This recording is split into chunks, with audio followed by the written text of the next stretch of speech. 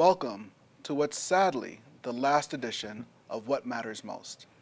We are taping at Trinity Elementary School, where everything matters.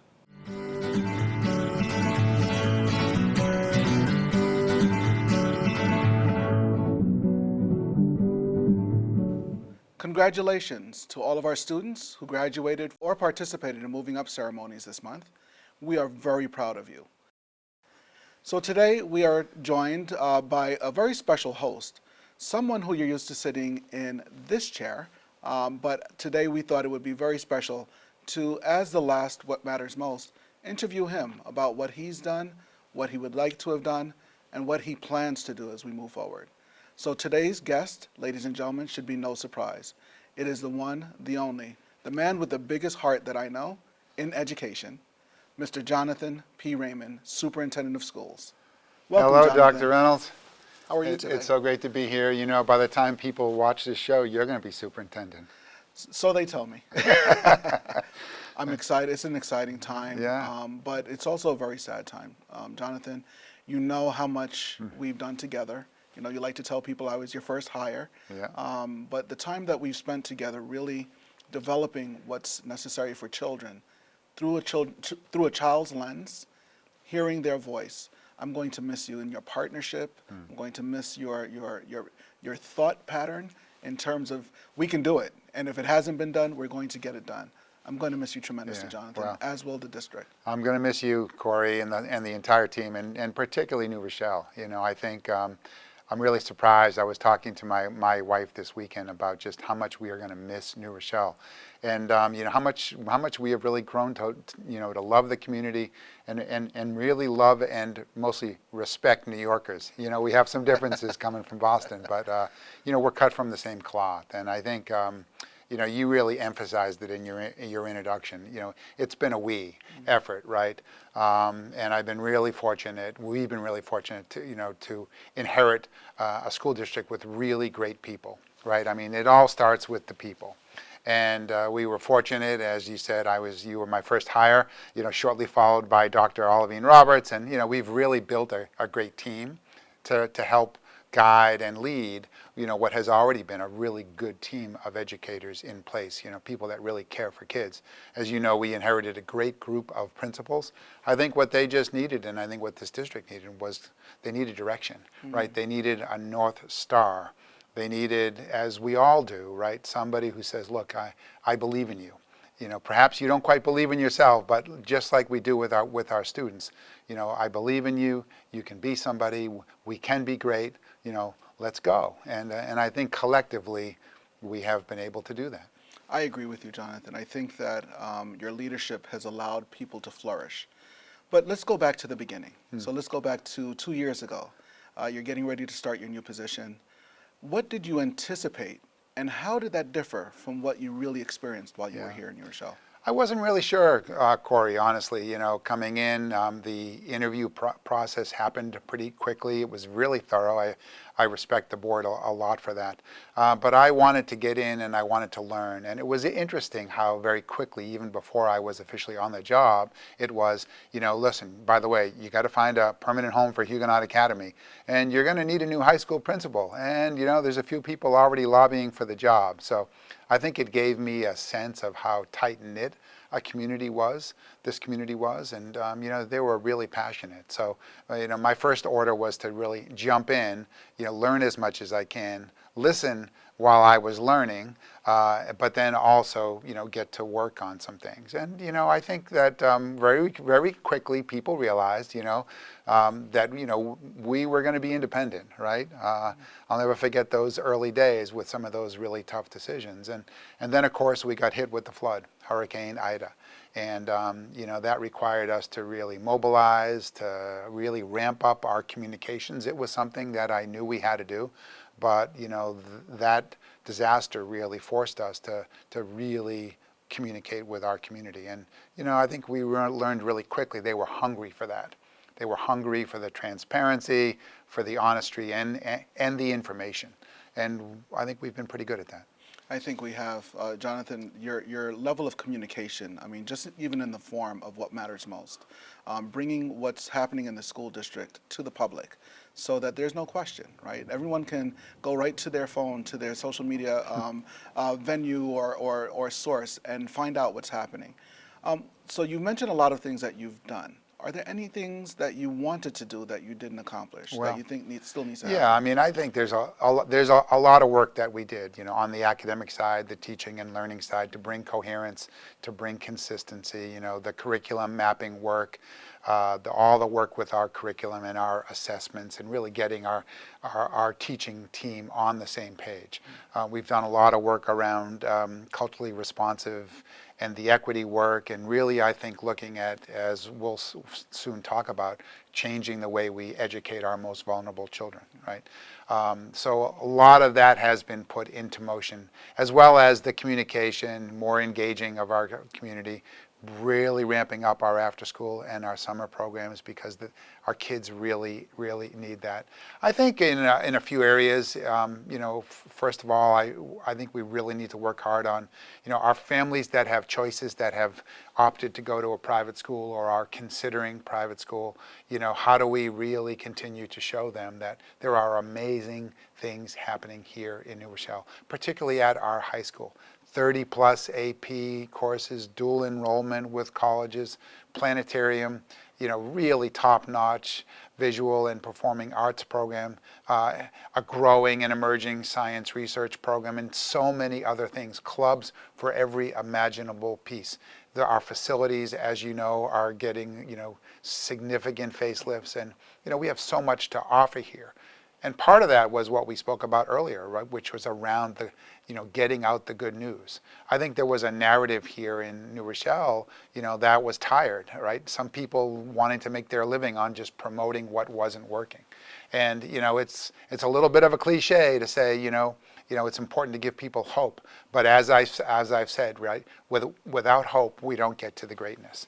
And I think we've done a job at really highlighting, accentuating all of the good things that are going on, and continuing to promote the things that are happening here in New Rochelle. And I think also really getting into that work of, we are one New Rochelle, right? We're not north, we're not south, we're not east and west. Yes, we have members of our community that live all over the city, but we are a dynamic community. And as we sat on that dais on graduation day, and we saw our amazing, beautiful, incredibly talented, and our gifted students, walking in dressed in purple, it was the faces of America. That's here in New Rochelle, and it's pride, right? As I tried to remind our graduates, when somebody asks you, where are you from? You say, proudly, you stand up tall, I'm from New Rochelle. I'm from New Rochelle. That's what's really special about our community, and more of that has to come out.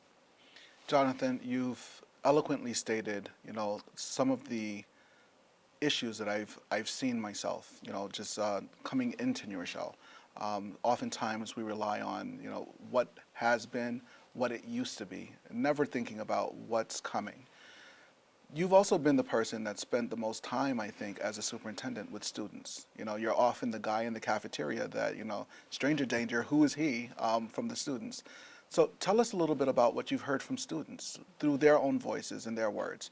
What have there been any improvements according to them? What are some of their desires in the future? I think the big message that I heard is we want a voice in the educational process here. What we're learning, how we're learning, when we're learning. More of our kids want to take career technical vocational classes, and we're limited by the number we can send out to BOCES. So that gave a lot of impetus to saying, hey, what if we could build a learning center here in New Rochelle?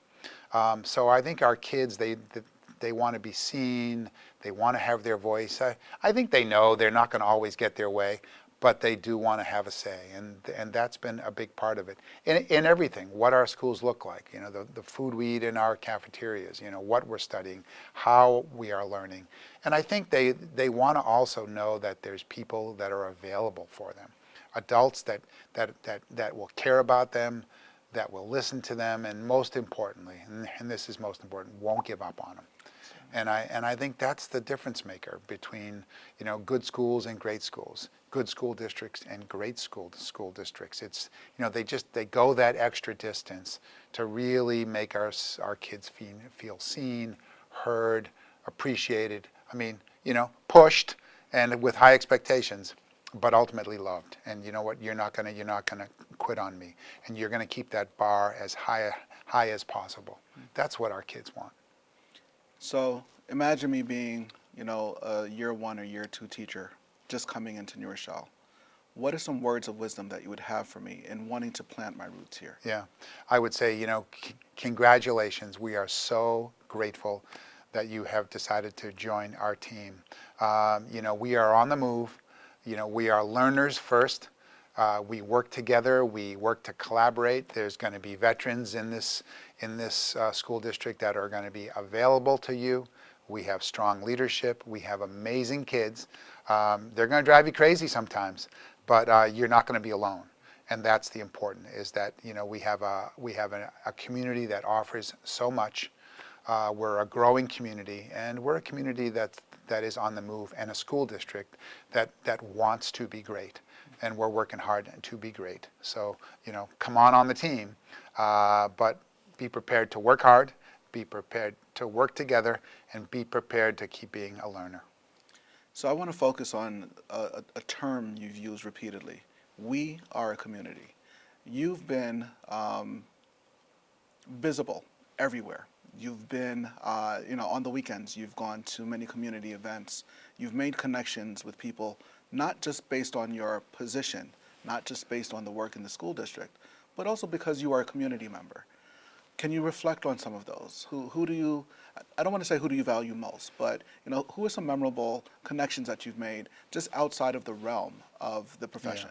Yeah, I think you're right, Corey. You know, for me, you know, having, you know, lived downtown for the last 2 years, you can't help but just run into people either, you know, before work, after work, on the weekends, and I think people, it's really cute when, particularly when the students recognize me. You know, the little smiles, the little whispers. But I think, you know, that's what this community wanted. You know, they wanted the visibility, they wanted the connections, they wanted somebody who was just going to be around, you know, eager to learn, you know, stopping in on Union Avenue to, you know, to have a taco, even if my Spanish isn't so great, you know, and listening to some music, or, you know, traveling up and, you know, getting bagels up you know, up by North End Tavern, or even, you know, coming into North End Tavern. You know, the owner there, Russ Baldessari, I met him on the sidewalk one day as he was helping to organize a cookie sale for the baseball team in order to help fund their trip. And, you know, people like that all throughout the community have just been, you know, really terrific. And, you know, when they see you're smiling, you know, they welcome you. And what I said I love about New York is, you know, they let you know if they like you or if they don't like you. So, you know, there's no mincing of words. And I think that's really helped us and my wife really develop a great appreciation and a love for New Rochelle, and the pride that exists in this community. When I did my tour, and I would encourage you to, with Barbara Davis, the city historian, it's amazing, you know, the wealth of history, the tradition, the neighborhoods, the communities, and it continues to grow and change. And I think that's what we have to be mindful of as this city transforms itself. You know, we as a school district need to transform ourselves, because the future of New Rochelle is only as good as the schools that are educating our children. So let's play a game of 3 words. What 3 words come to mind that would encompass your 2 years here with us? Passion, purple, and pride. Excellent. And along those same lines, what 3 words come to mind in your wish for the future of New Rochelle? Yeah, great, you know, success, you know, commitment, and love. Jonathan, what will you miss most? Well, I'm going to miss my team. I'm going to miss you, and I'm going to miss the great people that we work with, and, you know, and that's I would say 3, you know, half of it, or, you know, maybe I'd say 49%. And the 51%, of course, are the children and the students. I'm really going to miss them. Beautifully said. Jonathan, you're going to be missed. You're not, we don't see you as a superintendent. We see you as a mentor. We see you as a visionary. I think at one point you said that your job title is to be lead cheerleader. Right. You are absolutely lead cheerleader for New Rochelle. I know it's going to continue. I am lucky enough to have your personal cell, so you're not going that far, and you cannot ignore my calls because I'll figure out if you are, and I'll come to Boston wearing all of my Yankee gear, and I'll come get you and drag you back if I need to. That's fair enough. That's fair enough. Well, listen, it's been a pleasure, and it's been an honor, and I can't thank that original school board that took a chance on me. Maybe they just knew I loved purple, and I always have. I always will. And there's a part of my heart that will always be in New Rochelle. So you can't get rid of me so soon. Excellent. If I could ask you to do me a favor. Yes. Would you mind just looking right into the camera and just saying a few words from the heart to the community who's watching? Yeah. Please. Well, New Rochelle, thank you for welcoming me into the community. Thank you for being so hospitable, for so caring and supportive and loving to myself and my wife, and just making sure that a kid from Boston could have a little bit of a New Yorker in him. And I wish you well. It's a beautiful community, and just remember, New Rochelle, we are one New Rochelle. Go Huguenots. Go Huguenots. Jonathan, thank you so much. My Thank you pleasure. for all My that you've my done. pleasure, Corey. Good luck, and you. you're going to be a great superintendent. I appreciate And it. yeah, I want to correct something you said, though. You said that you were sitting with the person with the biggest heart for kids. Well, I may have the second biggest heart, but it's second to yours because you have the heart for kids and the passion for this work. And I want you to do me one little thing. Can you promise me? I will try. Would you tell as many people as you can the story of your bow tie? I will. You don't I have to do it definitely will. today. I okay? definitely will. All right. Thank All you right. very much. All right. There we go. Ladies and gentlemen, we've had the opportunity to sit here with a great man, a man who's taken this school district to a different level, put it on a right course, has charted our ways, Mr. Jonathan P. Raymond. While today is his last official day here in New Rochelle, he will never be forgotten, and his spirit will remain with us.